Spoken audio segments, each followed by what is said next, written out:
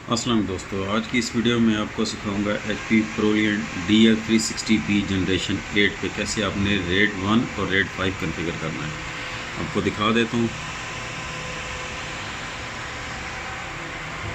ये भी रीस्टार्ट की है। इस पर मेरी दो 300 GB की हार्ड डिस्कें लगी हैं, जिसमें मैंने OS करना है वो Raid-1 कॉन्फ़िगर करूँगा, और बाकी मेरी 900 GB की हैं जिस पे मैं Raid-5 कॉन्फ़िगर करूँगा।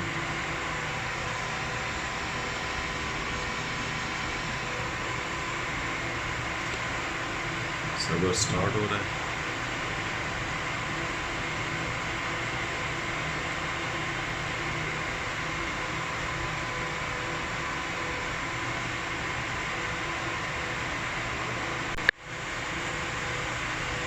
सर्वर स्टार्टिंग में काफ़ी टाइम लेता है।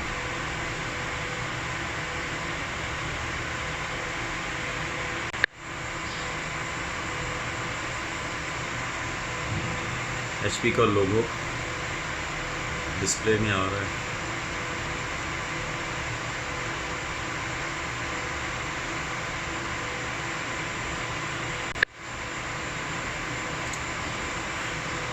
स्पेसिफिकेशंस प्रोसेसर शो कर रहा है। 1.7 गीगाहर्ट्ज़ के दो लगे हुए हैं इसको।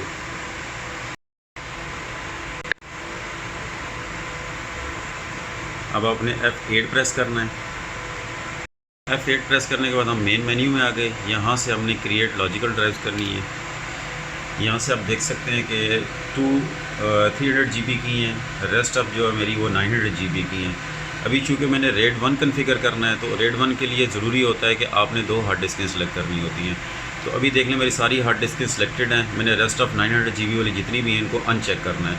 अनचेक ऐसे किया जाता है कि आपने उसको सेलेक्ट करना है, स्पेस बार सेलेक्ट प्रेस करनी है और वो अनचेक होना शुरू हो जाएंगे। अब राइट साइड पे आ जाते हैं।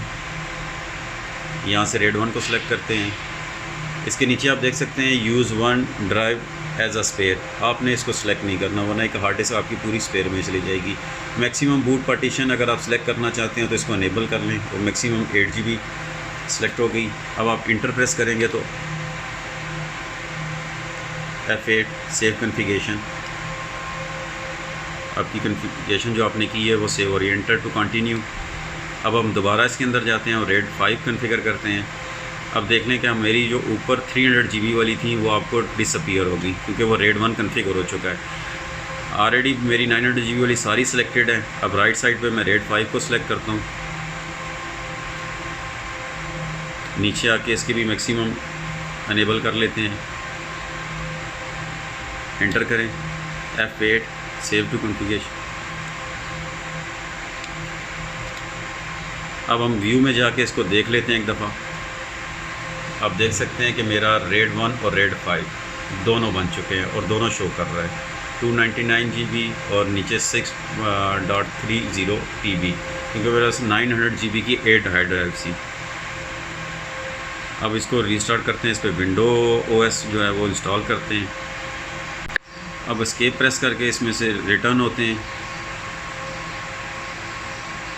एस्केप एग्ज़िट हो गया। अब मेरे पास USB है बूटेबल, मैं इसको प्लग इन करता हूँ।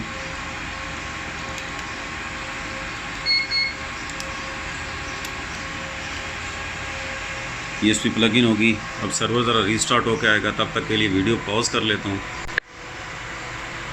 प्रेस एनी की टू बूट फ्रॉम USB।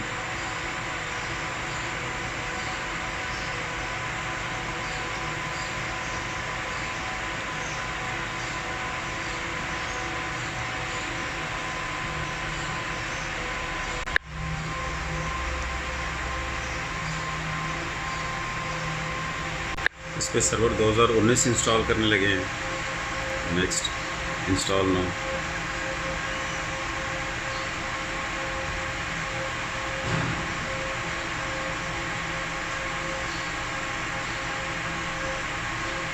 बाकी प्रोसीजर सेम जिस तरह आप विंडोज़ नॉर्मल विंडोज़ करते हैं उसी तरह होगा।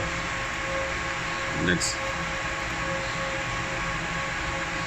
Thanks for watching this video. अल्लाह हाफिज़।